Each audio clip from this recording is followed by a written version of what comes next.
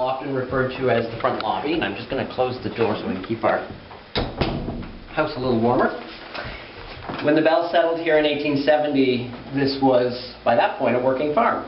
So when they purchased the property, they had purchased a 10-acre farm with 2.5 acres of fruit orchard and roughly 60 to 70 animals a year. At the time, the Bells weren't necessarily looking to farm, but Alexander was 23 at that point, and his parents feared he was showing signs of tuberculosis. So they hoped the changing climate would better his health. And their very good friend Reverend Henderson was already living here and suggested this area would be suitable. So at that point they chose to stay here for 2 years, hoping that would give Alec enough time to recover. But here on the farm he recovered in 8 months. And at that point in early 1871 he accepted a teaching position at the Boston School for the Deaf in Massachusetts. So from that point he generally spent his summers here, and his parents stayed on 11 years instead of the 2 they had originally thought they might be here. Melville and Eliza Bell, again, had never really farmed before. They were nearing in their day what was considered old age, so to take on a farm at that point in time was a bit of a challenge for them. Certainly the first year was, but thankfully other farmers surrounding them came to help them out along the way. They got right into the habit of dealing with the orchards and the animals that they had to raise, simply because most of what they were growing and raising here was for their own food, to get them through the winter months.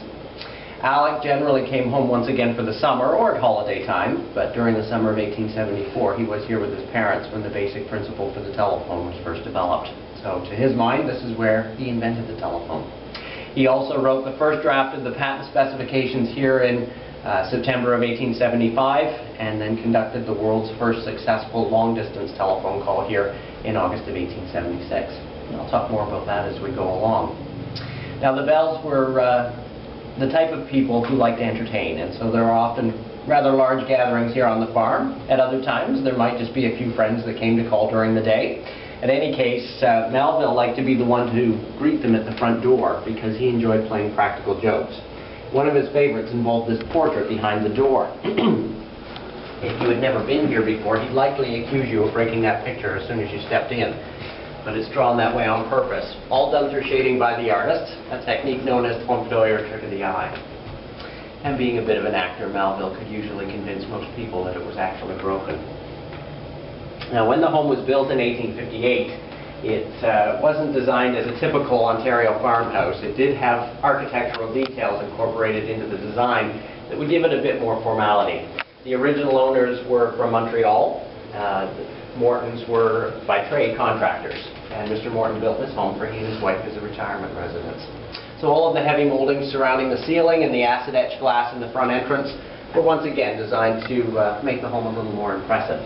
So this design here is original? Those are all original, yeah. Oh wow, that's impressive. Okay.